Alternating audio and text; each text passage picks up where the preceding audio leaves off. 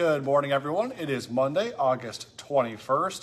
Thank you for joining us for this Facebook Live. Scott, Lisa, Lydia with you this morning. Remember, before we get into the weather headlines, you can always find us live every morning on Facebook. You can also find us throughout the day on your Facebook feed. We're also on YouTube, our Inform YouTube channel, and on your favorite podcast platforms. Just go to inform.com/podcast and look for the Inform Minute. And Lydia, you called it this morning, and I think it's perfectly fitting. Like weather whiplash. Yeah. Hot on Saturday. Yep. Felt like fall yesterday. Yep. Warm weather's going to come back. Yes, it is a whole lot of back and forth. You got to buckle up for this one. So today's kind of caught in the middle, not too hot, not too cold. 78 is what we're forecasting today. There is some rain out there, mainly up north. A few scattered showers have developed down in southeastern North Dakota this morning, so we could see a shower here in Fargo, but I think the chance is pretty small. Otherwise, all of that rain works its way up to the east, northeast today. We should be dry through the afternoon into the evening, and then that's when we see the temperatures in the 60s or 70s or near 80, just depending on where you are. There's this really big spread in temps today. Based off of if you're getting rain and clouds this morning, that'll keep you a little bit cooler. So I have 60s up north, mid to upper 70s down south, near 80 in about the Wapton area. So kind of a big spread today. Tomorrow, we crank up the heat.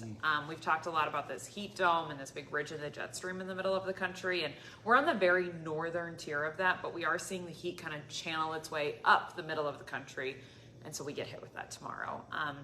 Temps near 90 both Tuesday and Wednesday, and then dew points 60s to near 70, which basically is the instant sweat kind of air. You will feel it. The air will feel heavy the next couple of days.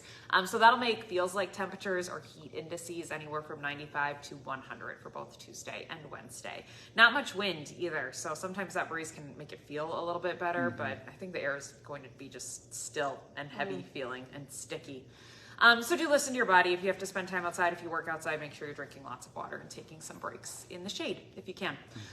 Cold front on Thursday, so we still have plenty of time on Thursday for temps to get into the 80s to near 90s, still going to be sticky, and then a front moves through. That'll create some thunderstorms. Probably Thursday afternoon, Thursday evening, we'll pin down any severe weather details as we get a little bit closer. And then on Friday, that's when it'll be cooler, back into the 70s and not so sticky too. 70s then for the weekend, 80s are back next week.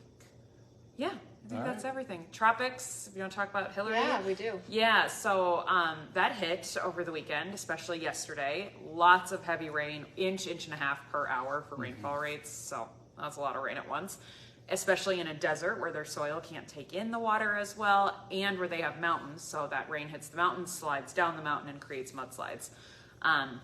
It is now a post-tropical cyclone, so it's weakened down basically into a low-pressure system, but it's still creating a lot of wind and rain in those areas. And with the spin, we could see some tornadoes out there. That's a possibility with this too. Plus, they got that earthquake yesterday.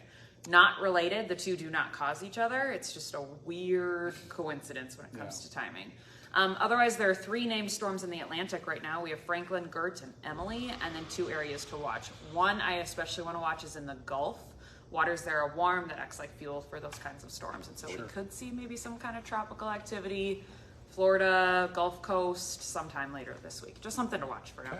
Okay, lots going on. Yeah, lots. Okay. Thanks, guys. Thanks, Lydia. All right, well, happening today, the West Fargo School Board will take up the resignation of an elementary school principal facing child porn charges. David George is still in jail this morning. The most serious charge he's facing, promoting a sexual performance by a minor. His teaching license has already been suspended. He will permanently lose it if he's convicted or pleads guilty to any of the 7 felonies that he's facing right now.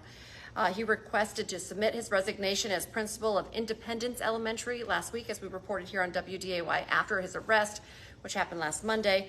We'll let you know what action the school board takes tonight, so be sure to join us for WDAY News at 10. And we'll continue tracking all of the developments in this story because he is expected back in court September 20th. All right, today, U.S. Attorney General Merrick Garland will be visiting Fargo. It is the second time in 5 years that the nation's top attorney will be visiting the city. He'll meet with local, state, and federal law enforcement officials, but there actually hasn't been any details released as to what exactly they're going to be discussing. It's all just speculation at this point, so hopefully after the meeting, we'll find out. We'll see, but just for some context, Jeff Sessions came to Fargo back in 2018 to announce indictments connected to Operation Denial. That was an international investigation, I should say, into a fentanyl ring that killed several people, including a teen from Grand Forks.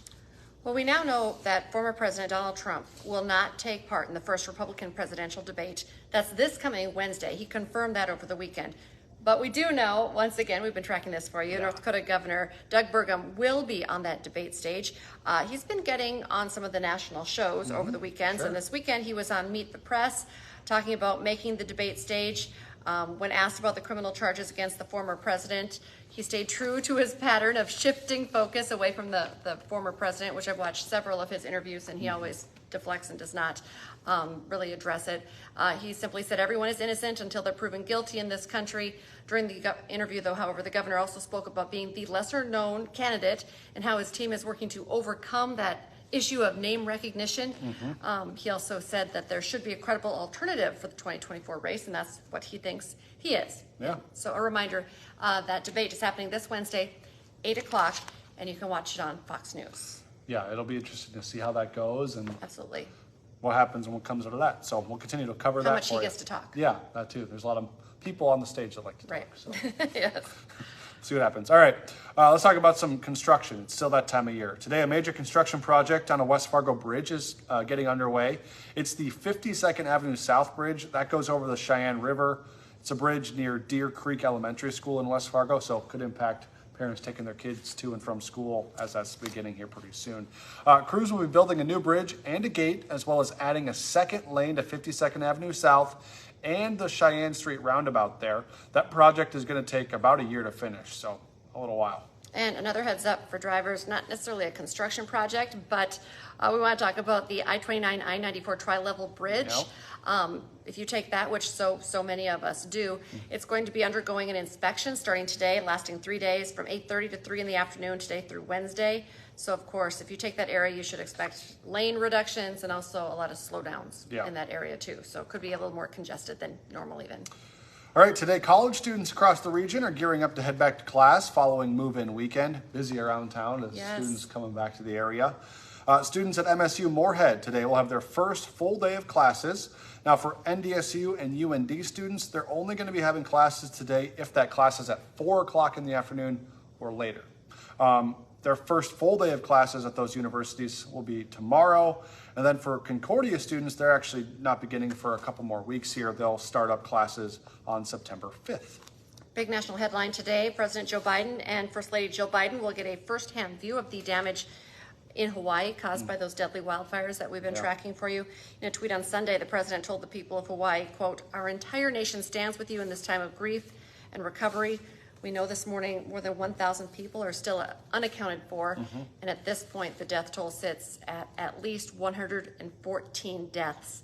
The wildfires caused more than $1 billion worth of damage. So 2,800 homes in Lahaina alone were lost. So long road to recovery. Still a lot of questions. The investigation as to what started the wildfire is still underway as well. Yeah, and while all that's going on, there's actually more threats towards Maui and the Hawaiian Islands right now. People are preparing for possible flooding, mudslides from post-tropical cyclone Fernanda, which I would assume is something similar to Hillary at this point. The storm is expected to approach Hawaii sometime this morning and produce heavy rainfall. Workers there are putting in extra hours, extra protection around storm drains in Lahaina, which is what you mentioned was hit so hard by the wildfires. So continued struggles in that part of the Lots world. of big weather headlines across the world, really. Hot Mike with Don Izzo coming up here at 9 to 11 this morning on WDAY Extra and Inform.com. Lots to talk about. A full weekend of football is in the rearview mirror. He'll have a recap of the Vikings' second preseason game and how a pair of former Bison quarterbacks fared. Plus, the road has ended for the Fargo Little Leaguers. We're going to be checking in Williamsport as well, which was interesting. We had this on this morning, and we're still tracking. I don't know if there's an update. WDAY News reporter Matt Henson has been covering the Little Leaguers for us, and he said today they were hoping, they don't want to come home. Yeah, they're having fun. They want to do one more game. Why not one more game? So it's a possibility they want to play an international team. They're thinking maybe Cuba. So they're out. They won't be part of the World Series, but they're all still there. So maybe find a field. See what happens. That'd be fun for them. Yeah, why would be. So we'll keep you posted if that game is going to happen or not. And of course, Don will talk about that in the highlights. And well, we were talking all morning, mostly in the commercial breaks, about just how much fun it was to watch them. It's a good time. Big fan of Cash Money, as I think most of the country is after all of the coverage. But it was fun to watch them, and they played well. Yeah. It's always fun to see the kids out there playing in that tournament. It's a lot of fun.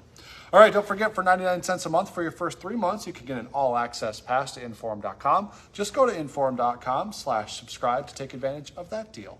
And remember, our next newscast is coming up here at 11 a.m. And then we have you covered this afternoon, 4, 5, 6, 9, and 10, right here on WDAY News. And we'll be back tomorrow morning from 5 to 7. That's right. Until then, enjoy your day. Bye-bye.